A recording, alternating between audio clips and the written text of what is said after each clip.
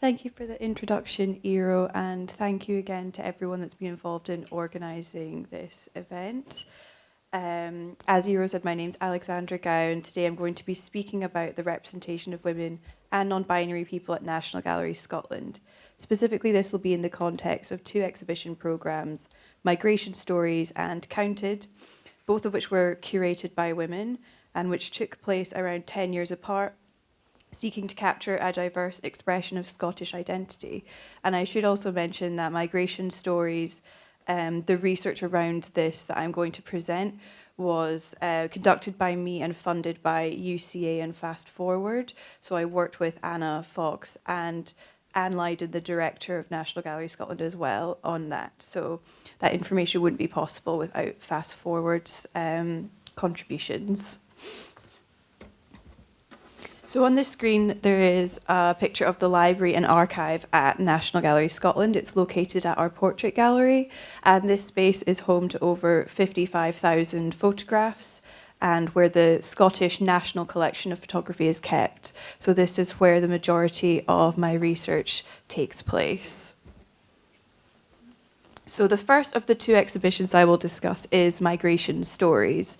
This was a 2-year programme of exhibitions and supporting activity based at the National Portrait Gallery in Scotland, and it engaged with the topic of migration in and out of Scotland. It ran from 2011 to 2013 and formed 3 distinct exhibitions: Migration Stories Pakistan, Fred Bremner from Lucknow to Lahore, and Migration Stories Valentina Bonizzi. Taking a targeted post-colonial approach to Scottish visual culture explored primarily through photography and moving image, Migration Stories was one of the first of its kind at National Gallery Scotland, and it also featured a number of works by women. Migration Stories Pakistan opened to the public on the 30th of November 2011, and it comprised 3 parts, which were a Scottish family portrait, a photographic series by Verena Yackel, an example of which you can see on the screen, a documentary film entitled Fragments of a Love Story by Sana Bilgrami, and a digital slideshow of mid-20th century photographs of Kinnaird College for Women in Lahore, which the galleries had recently acquired. So the concept for the exhibition originated from a desire to combat fraught relationships between people of South Asian heritage and the white majority in the UK, as racism and Islamophobia, which is still ongoing in the country, was very prevalent at that time. So the proposed exhibition was meant to act as a celebration of significant Pakistani people who were living and or working in Scotland, highlighting their contributions to the country. So for the A Scottish Family Portrait series, the initial intent was to use a British photographer, preferably of Pakistani heritage or with links to Pakistan. However, this aspect of the proposal did not come to fruition. The gallery instead utilised established connections with the Goethe Institute in Germany to commission the German photographer Verena Yackel to produce these portraits. She had no personal connection to Britain or Pakistan, but had previously exhibited at the Niga Queer Fest in Delhi, which sparked an interest for her in the Indian subcontinent. Her exploration of themes such as family, migration, gender, and religion, portrayed in an objective portrait style, were aligned with the gallery's aims for making Scottish Pakistani figures more visible. Based on her past work with family, the title A Scottish Family Portrait was created, and she commenced work for the commission in 2010. The final selection of sitters attempted to showcase a cross-section of prominent Pakistani Scots across the designated fields, founding fathers of the community, business and technology, academics and professionals, politicians, and arts and culture. Several of the sitters held a CBE, OBE, or MBE, and of the 14 named individuals, 6 were women. In this way, A Scottish Family Portrait achieved a one-dimensional form of representation and did not interrogate colonialism or class, as the sitters were chosen based on traditional patriarchal ideals of success, which in some way promoted assimilation over decolonisation. Furthermore, the selection of Yackel to produce the series, while she did a great job, obviously, was influenced by existing connections and plans to establish international partnerships. along with the artist's positionality as a German-born artist with no connection to Britain or Pakistan. This raises questions regarding representation and the appropriateness of her being chosen to carry out the commission over a British Pakistani photographer.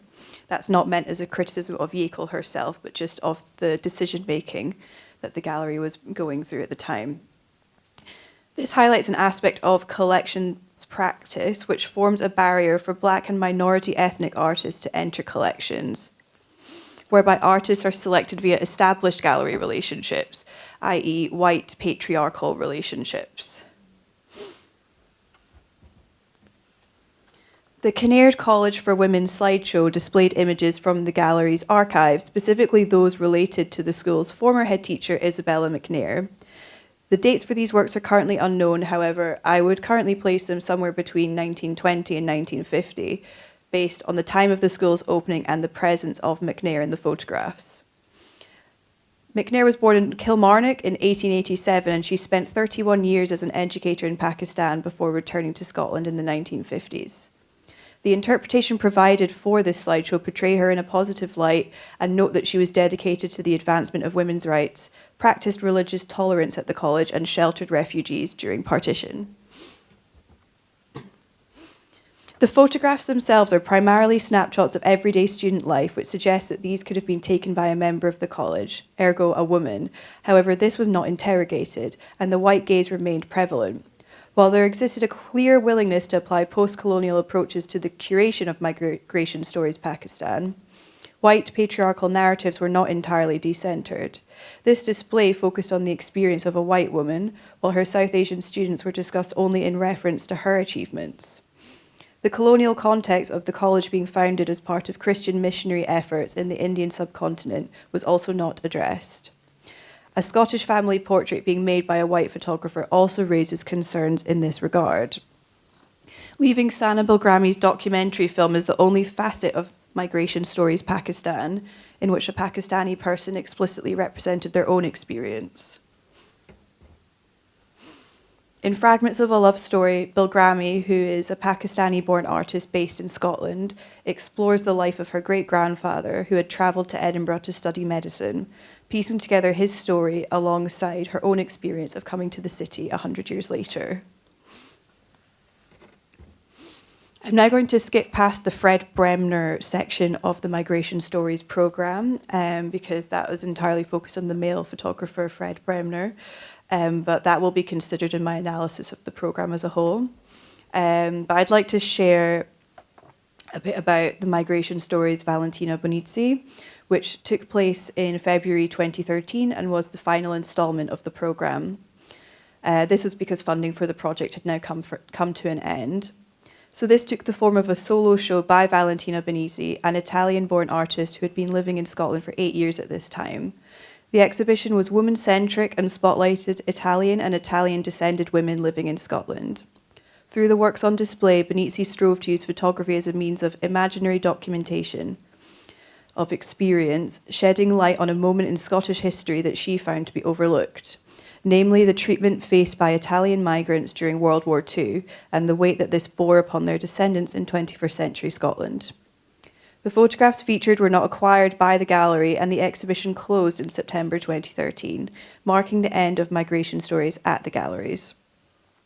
During this period, the departure of several curators left the galleries also without a curatorial department of photography, resulting in an institutional loss of memory around migration stories and the collection material supporting it. This highlights a precarity for photographic archives, especially those which contain works by women, which rely on knowledge being preserved by the people managing them.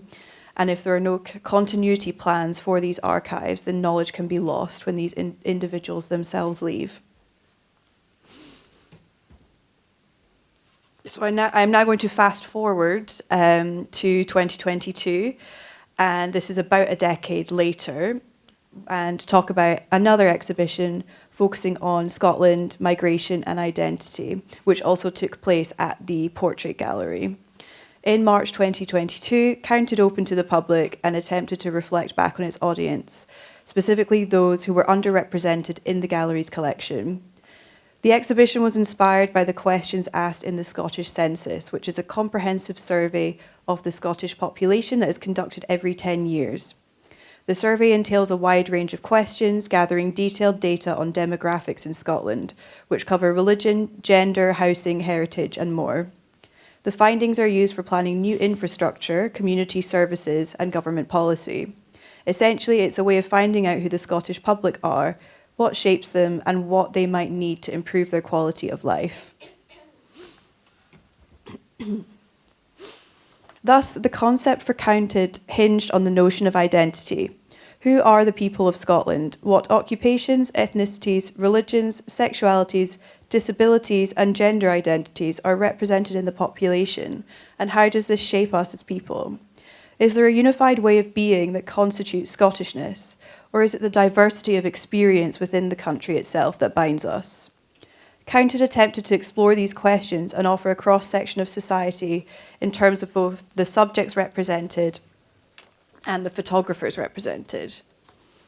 All works displayed were part of the gallery's permanent collection and included new acquisitions by photographers working in Scotland at the time, such as Arpita Shah, Kirsty Mackay, Kieran Dodds, and Mahtab Hussain. Verena Yekel's A Scottish Family Portrait series also reappeared in this exhibition, this time showing a photograph of the Scottish TV presenter Amar Latif with his family. The theme of family continues throughout Counted, and the photographs acquired from the series, The 25% by Amara Eno, touch directly on the human reality behind the statistics. This series was inspired by the fact that 25% of households with children in the UK are single-parent families. Informed by Eno's own experience of growing up in a family like this, the project captures single parents and their children across the UK. The series aims to combat negative stereotypes of single parenthood and being the child of a single parent, such as poverty or antisocial behaviour, as well as challenge traditional ideals of the nuclear family. Another layer of intimacy is drawn from the handwritten text shown alongside each image, sharing thoughts on single parenthood written by the parents themselves. From Eno's perspective, this gave the parents, who are typically more isolated in comparison to partnered parents, a chance to express themselves and be heard. So the text here says, if you can't read it, double the work, double the responsibility, but double the bond me and my daughter have. She is my bestest creation. With children comes great responsibility. So these were written very on the fly when Eno was conducting interviews with the parents, and she just wanted to give them a quick opportunity to express whatever they were feeling.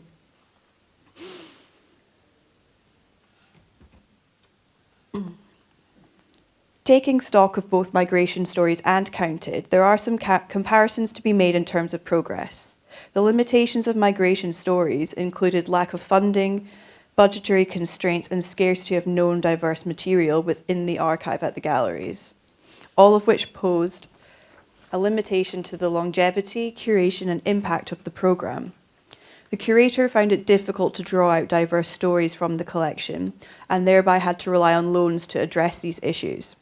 Migration Stories, Valentina Bonizzi, consisted entirely of works existing outside of the collection, all of which were on temporary loan and not acquired to become part of the permanent collection.